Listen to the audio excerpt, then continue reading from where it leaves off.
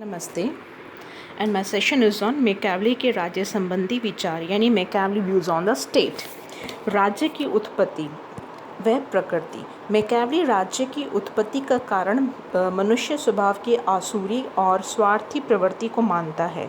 वह अरस्तु की तरह राज्य को एक प्राकृतिक संस्था नहीं मानता। उसकी मान्यता है कि मनुष्य ने अपनी प्रॉब्लम्स को दूर करने के लिए राज्य को स्टैब्लिश किया है या उसकी स्थापना की है, अतः वह एक मानवकृत और कृत्रिम संस्था है। इस तरह मैकियावेली हॉब्स की बातें राज्य की उत्पत्ति में संविदा सिद्धांत का प्रतिपादन करता है।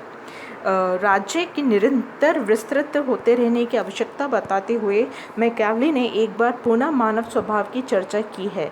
वह ये कहता है कि मनुष्य का स्वभाव पारे की भांति रहता है, वह निरंतर बढ़ते रहना चाहता है।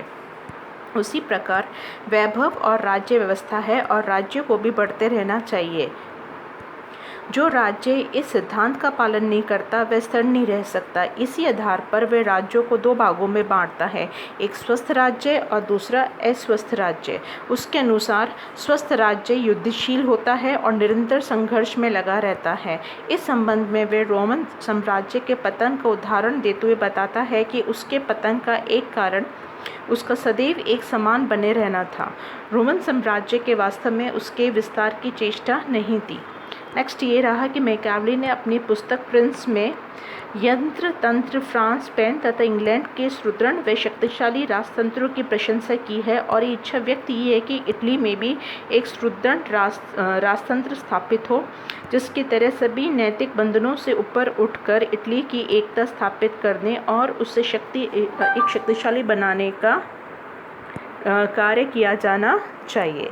लेकिन इसका अभिप्राय ये नहीं है कि मैकियावेली राजतंत्र को ही सर्वश्रेष्ठ शासन व्यवस्था मानता है। उसने इटली के लिए राजतंत्र को आदर्श के कारण नहीं वरन तत्कालीन परिस्थितियों के कारण अपनाने का पक्ष ग्रहण किया। गणतंत्र की अपेक्षा राजतंत्र को ही इटली के लिए उपयुक्त मानने के उसने 3 कारण दिए हैं। पहला ये कि लोगों का भ्रष्ट चरित्र, दूसरा राज्य में संपत्ति की असमानता और तीसरा है इटली की तत्कालीन व्यवस्था। नेक्स्ट ये है कि मैकियावेली ने संप्रभु रूप में संप्रभुता शब्द का कहीं प्रयोग नहीं किया है, किंतु उसने राज्य की शक्तियों के संबंध में जो कुछ लिखा है उसे हमें संप्रभुता का आभास अवश्य होता है। वह शासक की आंतरिक इच्छा तथा विच्छेदता की भावना को अविभाज्य मानता है। उसके अनुसार शासक किसी भी आंतरिक अथवा बाह्य शक्ति के प्रति उत्तरदायी नहीं होता, न वे किसी भी प्रकार के कर्तव्य अनुबंध से प्रभावित होता है। उसे किसी भी प्रकार की आंतरिक या बाह्य विधियां मानने के लिए बाध्य नहीं किया जा सकता। नेक्स्ट ये कि विधि के संबंध में मैकियावेली के विचार अत्यंत ही संकुचित है। वे मध्यकालीन विचारों की तरह प्राकृतिक अथवा देवी विधियों के विश्वास नहीं करता। वह केवल नागरिक विधियों की कल्पना करता है जो शासक के द्वारा बनाई जाती है। उसके अनुसार राज्य की स्थापना के पूर्व कोई कानून अथवा व्यवस्था का अस्तित्व नहीं था। नागरिक विधियों द्वारा ही प्राकृतिक राज्यिक व्यवस्था का अंत हुआ व समाज को एकता के सूत्र में बांधा गया। मैकियावेली के अनुसार विधि का स्रोत शासन ही है और इस प्रकार उसके विधि संबंधी धारणा संकुचित किंतु निश्चित रूप से अधिक यथार्थवादी है। प्रिंस ने अपने 18वें अध्याय में मैकियावेली ने उन सिद्धांतों का उल्लेख किया है जिनके आधार पर राजा को अपना आचरण करना चाहिए। जैसे कि मैकियावेली शक्ति ही सत्य यानी माइट इज राइट में विश्वास करता है और शक्ति मैकियावेली की समस्त राजनीतिक विचारधाराओं का केंद्रीय तत्व है। अतः मैकियावेली अपने शासक को अधिकाधिक शक्ति प्राप्त करने, उसे बनाए रखने और उसके विस्तार करने के लिए निर्देश देता है। मैकियावेली के द्वारा अपने प्रिंस को साम, दाम, धन, भेद को आवश्यकता अनुसार प्रयोग करने का निर्देश दिया गया है। मैकियावेली के अनुसार राजा में शेर और लोमड़ी दोनों ही गुण होने चाहिए।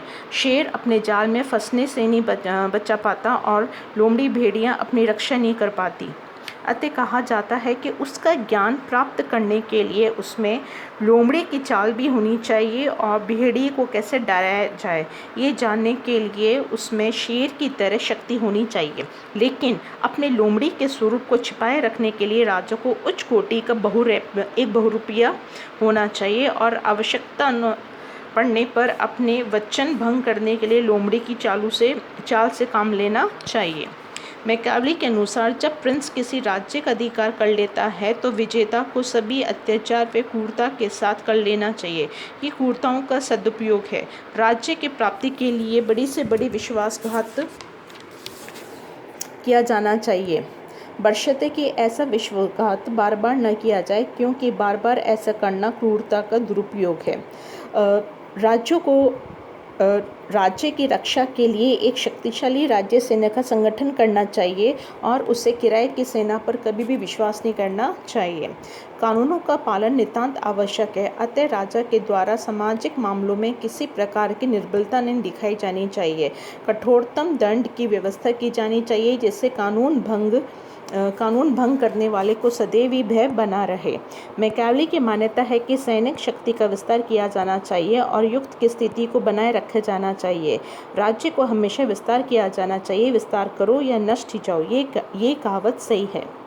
राज्य हो और ऐसा होना चाहिए जिसमें लोग प्रेम भी करें और भयभीत भी करें, लेकिन यदि ये दोनों गुण एक साथ ही उसमें ना हो और एक ही छोड़ना ही पड़े तो ये अधिक अच्छा होगा कि लोग उसमें प्रेम करने की बजाय उसमें डरें। प्रेम तभी कह सकता है कि जब तक स्वार्थ होता है, लेकिन वह दंड के द्वारा उत्पन्न किया जाता है, इसलिए उसका प्रभाव स्थायी होता है। इसलिए डरना प्रेम करने की अपेक्षा कहीं अच्छा है। प्रत्येक राजा को दयालु होते हुए भी इस बात का ध्यान रखना चाहिए कि कोई भी क्षमाशीलता का लाभ न उठा पाए। राजा को सदैव कीर्ति प्राप्त करने के लिए प्रयत्नशील रहना चाहिए। इस बात पर ध्यान रखना चाहिए कि वह प्रजा की घृणा का पात्र ना बने। उसे बचने के लिए उसे अपने राज्य के नागरिकता की संपत्ति नहीं छीननी चाहिए। स्त्रियों का अस्तित्व भंग नहीं करना चाहिए और इन दोनों कार्यों के न होने पर अधिकांश जनता सुखी और संतुष्ट रहती है। नेक्स्ट ये है कि राज्य को व्यापार और वाणिज्य की उन्नति में रुचि लेना चाहिए, किंतु इस चक्कर में नहीं पड़ना चाहिए। उसके लिए यही उचित है कि वे इनके और कृषि के विकास को यथासंभव प्रोत्साहन देता रहे। यदि राजा वाणिज्य, व्यवसाय, कृषि आदि और अपेक्षा का व्यवहार करेगा तो देश निर्धन और अशक्त हो जाएगा। मितव्ययता के साथ उदारता। एक अच्छा राजा को मितव्ययी होना चाहिए। राज्य के धन को भोग विलास पर और अनाप शनाप खर्च नहीं करना चाहिए। लड़ाई में प्राप्त लूट का मामला चुपचाप अपने कोष में न रहकर उदारतापूर्वक प्रजा और सैनिकों में बांटनी चाहिए। राज्य को साहित्य और संगीत का संरक्षक, कलाकारों का सम्मान करने वाला गुणग्राहक होना चाहिए। राजा को अपने सलाहकार और मंत्रियों के चयन में सावधान रहना चाहिए, क्योंकि शासक को अपने सदैव चापलूसों में बचकर रहना चाहिए। चापलूस लोग राज्य और राजा के लिए कोई भी संकट उत्पन्न कर सकते हैं। नेक्स्ट है कि निपुणता और योग्यता को प्रोत्साहन करने के लिए राजा के द्वारा पुरस्कार, उपाधियां और पद प्रदान के लिए किए जाना चाहिए। पुरस्कार, उपाधियां और पद प्रदान करने के लिए कार्य राजा के द्वारा स्वयं किए जाने चाहिए, ताकि वे जनता से अधिक लोकप्रिय हो। मैकावली द्वारा प्रतिपादित राजा के आचरण और कर्तव्य ही धारणाओं को देखने से ऐसा लगता है कि वह एक यथार्थवादी विचारक है।